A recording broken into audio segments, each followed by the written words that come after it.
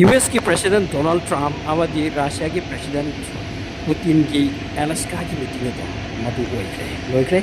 अदुगा US की president Donald Trump ता red carpet तौरगा अदुक्की मतिक थाक वांगना प्रेसिडेंट असिबु रिसीव तौकी अदुगी मतुंगदा मखोय अनि से याम सेक्रेट मफम अमदा संगलगा चाना थकनब लोइना रेडी दा फजना सिन खरपोनी हाइदि अंगको फगना माउदि वेलकम नितना US की साइड की रशिया की प्रेसिडेंट से चही तरेट की मतुंगदा Putin अमदी Donald Trump उनबनी हाइदि अदुगी मतुंगदा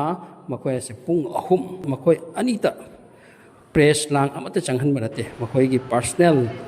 assistant lady personal secretary lady मधुसिंग दो अमता चंगहन ते हाइदि मखोय अनि से रूम अमदा सेक्रेटली पुंग अहुम मुक्तोक तोइसे मसिदा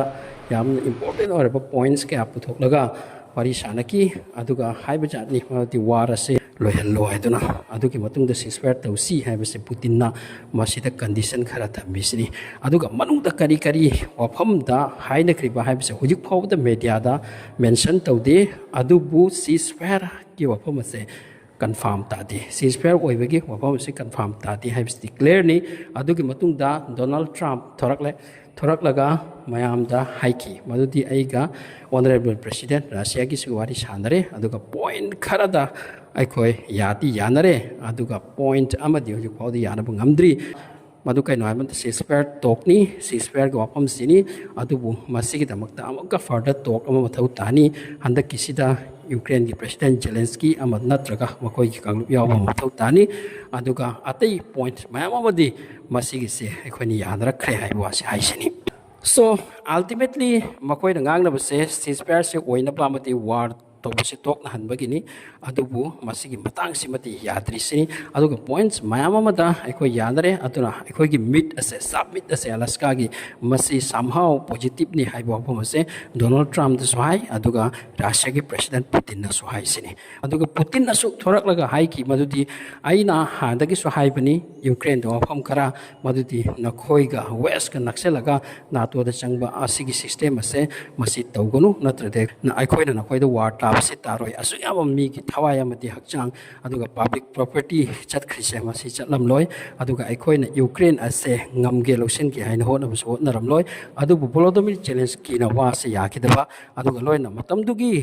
US की गवर्नमेंट असु अखोयगी वासे यादबा अदुगा यूक्रेन बु थांखि बनंगसी से ओइकिबनी अदुगा आइदि तसेंग वार से पामसु पामदबनी हाइबो वफम से पुतिन हाइकी अदुगा मानसु हाइकी मागदे अखोयनी की टॉक असे पॉजिटिव नि मसिदा करो लेते अदुगी मतुंगदा फाइनली मखोय से काइनबगी मतंग असवाइदा पुतिनना इंग्लिश लोन दा हाइरकिसिनी मथंगी मीट असे मॉस्को दा तौसी करी काइगे ऑनरेबल प्रेसिडेंट हाई मतमदा मधु अबियाई पॉसिबिलिटी लय हैना डोनाल्ड ट्रम्प ना हाइरम किसिनी सो फाइनली सीजफायर के वफम से हुजु फाउदी यानद्रे बिनिया वार से तोक लोइदोरी वार से तोक के वफम लेते अदुना हुजिक सु वार दिकल हाई यूक्रेन की लानफमदा फ्रंट लाइन सिंगदा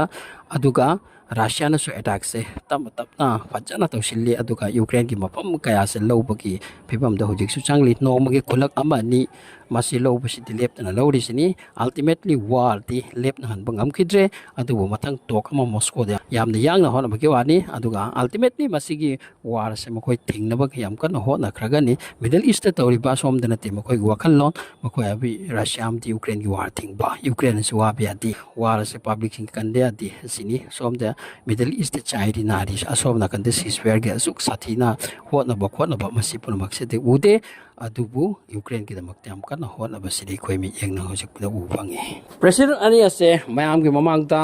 प्रेस कॉन्फ्रेंस हमसु तौकी माउदा क्वेश्चन हंकी पुतिन दसु अदुगा डोनाल्ड ट्रम्प दसु अदुदा पुतिन वापम हम हाइरकिसिनी यूरोप अमदी यूक्रेन लोइना USA खंगफम थोकपनी मदुदी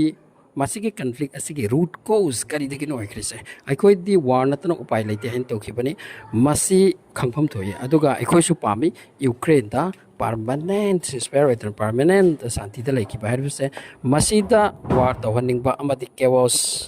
ओहनिंगबा कांगलुप अमसु लै अदुगा यूक्रेन असे अखोइगे थांगनबनी अखोइना पामबा अदुगी मोंगेना चटपा मथौ ताई अखोइना करिगी यूक्रेन दा लान ताखेबसे मसिगी कोज अदु खांगलगा अखोइना पामबा अदुगी मितुंगिना सिल्लगति ngasi su ceasefire oiraga peace restore to bi hai ki bani